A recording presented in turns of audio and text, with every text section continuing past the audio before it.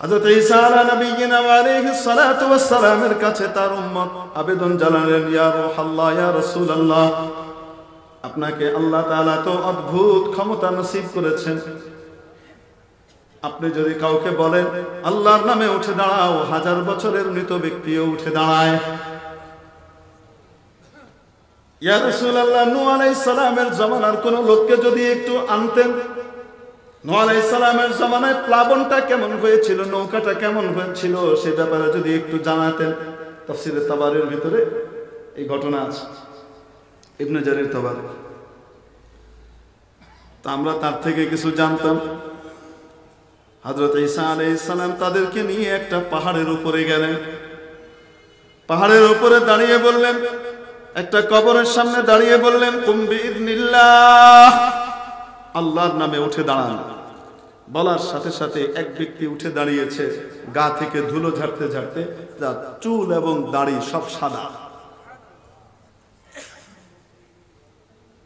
এখানে একটা জিনিস মনে রাখবেন, হযরত নূহ আলাইহিস সালাম হযরত ইব্রাহিম আলাইহিস সালামের কয়েক হাজার বছর আগেই দুনিয়া থেকে চলে গেছে। ইব্রাহিম আলাইহিস সালামের আগ পর্যন্ত মানুষের চুল দাড়ি সাদা হতো না, পাকতো না। বুঝতে পেরেছি? এই কথাটা মাথায় রেখে। তা নূহ আলাইহিস সালামের যুগে কারো চুল দাড়ি পাকতো? পাকতো না। ইব্রাহিম আলাইহিস সালাম থেকে শুরু হয়েছে। এখন উঠে দাঁড়ানোর পর উনি জিজ্ঞেস করলেন, আপনার নাম বলেন, পরিচয় দেন। তিনি বললেন, আমি হাম ইবনে নূহ, আমি নূহ আলাইহিস সালামের ছেলে, আমার নাম হাম। সাম, হাম, ইয়াফিস, এই তিনজন ছিলেন নূহ আলাইহিস সালামের প্রকৃত অনুসারী, নেককার, পরহেজগার সাহাবী, ওনার ছেলে। আর কেনান ছিল কবিশ। আমি হাম ইবনে নূহ। হযরত ঈসা আলাইহিস সালাম তাকে জিজ্ঞেস করলেন, আপনার চুল দাড়ি সাদা এবং পাকা দেখতে পাচ্ছি, আপনি কি এভাবেই মৃত্যুবরণ করেছেন? উনি বললেন, না, আমার চুল দাড়ি কাঁচাই ছিল মৃত্যুর সময়, কিন্তু যখন আপনি ডাক দিয়েছেন আমি মনে করেছি কিয়ামত হয়ে গেছে। এই কিয়ামত হওয়ার চিন্তায় আমার চুল দাড়ি মুহূর্তে পেকে গেছে। তাহলে কিয়ামত কি সাধারণ জিনিস? যখন মানুষ ভয়ঙ্কর রকমের ভয় পায়, তখন তার মনে থাকা জিনিসও তার মাথা থেকে উড়ে যায়। বোঝাতে পারি নাই মনে হয়? কুফা নগরে এক কুলি ছিল, খুব আমানতদার, বিশ্বস্ত কুলি। কুলি বুঝেন তো? ওই জামানায় তার কুরিয়ার সার্ভিস ছিল না, কিন্তু এক শহর থেকে আরেক শহরে ব্যবসায়ীদের মালপত্র পাঠানোর দরকার পড়তো কি পড়তো না? দামি দামি জিনিস এদিক ওদিক নেওয়ার দরকার পড়তো কি পড়তো না? ওই বিশ্বস্ত কুলিকে দিয়ে এক নগর থেকে আরেক নগরে ব্যবসায়ীরা কি করত? দামি দামি জিনিসপত্র আদান প্রদান করত। তো ওই কুলি কুফা থেকে রওনা হয়েছে অন্য এক শহরের উদ্দেশ্যে। এই কুলির কাছে যে টাকা থাকে এটা চোর ডাকাত জানে কি জানে না। এখন এই বেচারা রওনা করেছে। কিছু দূর যাওয়ার পরেই এক ধান্দাবাজ তার সাথে জুটেছে, মুখে হাসি, মুখে মিষ্টি কথা। তো এই দুষ্ট এটা লগে লাগছে, মিষ্টি মিষ্টি কথা বলে কুলির সাথে যাচ্ছে। যেতে যেতে বলছে, কোন দিকে যাবেন ভাই? আরে আমিও তো ওই শহরেই যাচ্ছি, চলেন চলেন একসাথে যাই। পথে আপনার মতো নেককার একজন ভাইকে পেয়ে গেলাম, এটা আমার সৌভাগ্য। মেরে মুখতারাম দোস্ত, আজিজ ও বুজুর্গ, বলছিলাম ওই ব্যক্তি দুষ্ট লোকটা ওই কুলির সাথে আস্তে আস্তে যায়। যেতে যেতে একটা মাফরাকুত তারিক আসলো, চৌরাস্তা আসছে, একটা রাস্তার মোড় আসছে, এদিকেও যায় এদিকেও যায়। কুলি এদিকে যাচ্ছে, ও বলে, ভাই এদিক দিয়ে যাবেন? হ্যাঁ। আরে এটা তো অনেক ঘুর পথ, এটা একদম শর্টকাট। কুলি তো বিশ্বাস করছে, এতক্ষণ মিষ্টি মিষ্টি কথা কইছে। আপনি চিনেন আসলে এদিক দিয়ে? আরে আমি বহুবার যাতায়াত করছি এদিকে। কি বলেন আপনি চিনি না? মানে অনেক তাড়াতাড়ি আপনি গন্তব্যে পৌঁছে যাবেন, আসেন। এখন এই রাস্তা ধরছে কুলি, তার সাথে সাথে তাড়াতাড়ি যাবে, শর্টকাট যাবে।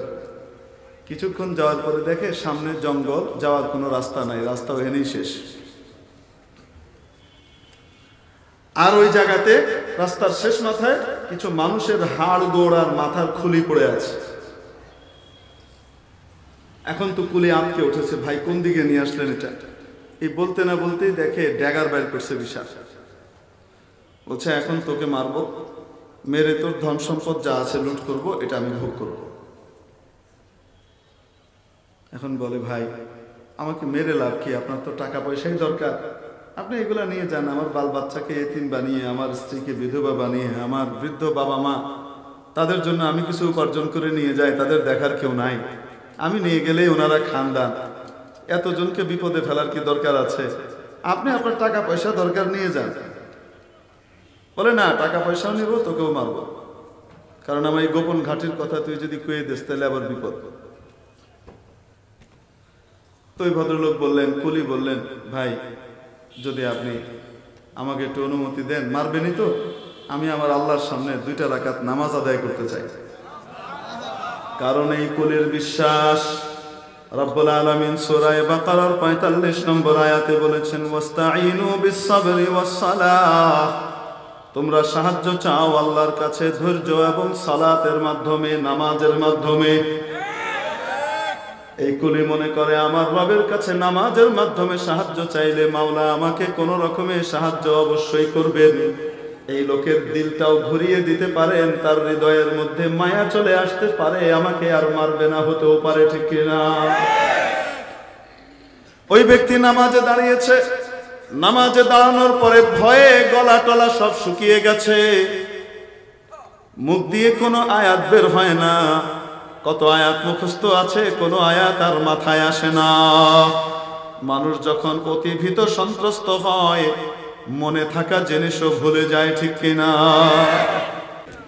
এখন এই কুলির মুখ দিয়ে কোনো আয়াত বের হয় না, কত আয়াতই তো মুখস্থ আছে। নেককার কুলি, পরহেজগার মানুষ, মুখ দিয়ে কোনো আয়াত বের হয় না। ওই বেটা তাগাদা দেয়, তাড়াতাড়ি নামাজ শেষ কর, তোর পাশে যেগুলো পড়ে আছে এরাও নামাজ পড়ছিল, তাদের নামাজ তাদেরকে বাঁচাইতে পারে নাই। কুলি মনে মনে বিশ্বাস করে, আমার মাওলার প্রতিশ্রুতি মিথ্যা হতে পারে না, আমার মাওলা যা বলেছেন তা অবশ্যই অবশ্যই সত্য। তাড়াতাড়ি নামাজ শেষ কর, মরতে তো হবেই, আমাকে বেশি দেরি না করে তাড়াতাড়ি ফ্রি করে দে, আমি জায়গায় ক্রস পাওয়ার খতম করি।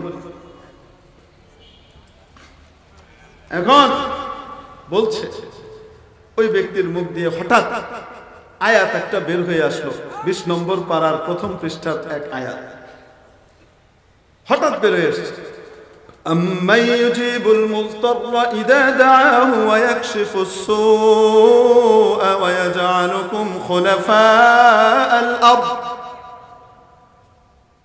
আছে কে? তিনি ছাড়া, তিনি ছাড়া, তিনি ছাড়া আর কে আছে, যিনি একজন বিপদগামী, যিনি একজন বিপদগ্রস্ত ব্যক্তির, অসহায় ব্যক্তির আর্তনাদ শুনেন এবং তাকে বিপদ থেকে মুক্তি দান করেন। আইলাহুম মা'আল্লাহ, আল্লাহ ছাড়া আল্লাহর সাথে আর কেউ আছে কিনা? আল্লাহর সাথে আর কোনো মাবুদ আছে কিনা? আল্লাহ প্রশ্ন করে। এই আয়াতটা তার মুখ দিয়ে বের হয়ে এসছে, তাড়াতাড়ি রুকুতে চলে গেছে। হঠাৎ দেখে চারদিকে যেন আলো ঝলমল করতেছে, তাড়াতাড়ি নামাজ শেষ করে দেখে একজন ঘোড়সওয়ার ব্যক্তি, অস্ত্রে শস্ত্রে সজ্জিত, মাথার মধ্যে শিরস্ত্রাণ, গায়ের মধ্যে লৌহ জামা, বর্ম পরা, একদম পরিপূর্ণ সমরাস্ত্রে সজ্জিত যোদ্ধা ঘোড়ায় চড়ে চলে যায়। আর ওই যে জালেম, ওই ডাকাত 2 ভাগে বিভক্ত হয়ে, দ্বিখণ্ডিত হয়ে রাস্তার মধ্যে পড়ে আছে আর তড়পাচ্ছে। উনি দৌড়ে গিয়ে ওই লোককে জিজ্ঞেস করলেন, ভাই আপনি কে, কোত্থেকে আসলেন? এখানে তো কেউ আসার কোনো সুযোগই নাই, কেউ এই জায়গার ঠিকানাও জানে না, কিভাবে আসলেন, কোত্থেকে আসলেন? তিনি উত্তর দিলেন, আপনি যে আয়াতখানা তেলাওয়াত করেছেন, আসমানের মালিক আমাকে ওই আয়াতের গোলাম বানিয়ে দিয়েছে। আমি ওই আয়াতের গোলাম। যে কেউ, যে কোনো বিপদগ্রস্ত ব্যক্তি বিপদে পড়ে শুধুমাত্র কায়মান বাক্যে মনিবকে ডাকবে, রব্বুল আলামিন আমাকে আদেশ করেছেন তার সাহায্যে এগিয়ে যাওয়ার জন্য। আমি এই আয়াতের গোলাম। তাহলে বলেন তো দেখি, আল্লাহ যে বললেন ওয়াস্তাঈনু বিস-সাবরি ওয়াস-সালাহ, সাহায্য প্রার্থনা করো সবর এবং সালাতের মাধ্যমে, মাওলার সাহায্যের যে ওয়াদা করেছেন এটা মিথ্যা না সত্য? ওই সূরা বনী ইসরাঈলের শেষ রুকুর মধ্যে যেই জ্ঞানকে আল্লাহ তাআলা জ্ঞান বলছেন, আল্লাহর বিশেষ অর্থে যেটি জ্ঞান, সেই জ্ঞানের বৈশিষ্ট্য হলো ওই জ্ঞানের ধারককে শিখায়। যে জ্ঞানী এই কথা বলে, ইন কানা ওয়াদু রাব্বিনা লামাফউলা, আমাদের রব যা ওয়াদা করেছেন, প্রতিশ্রুতি দিয়েছেন, কোনোটাই মিথ্যে নয়, অবশ্যই হবেই হবে।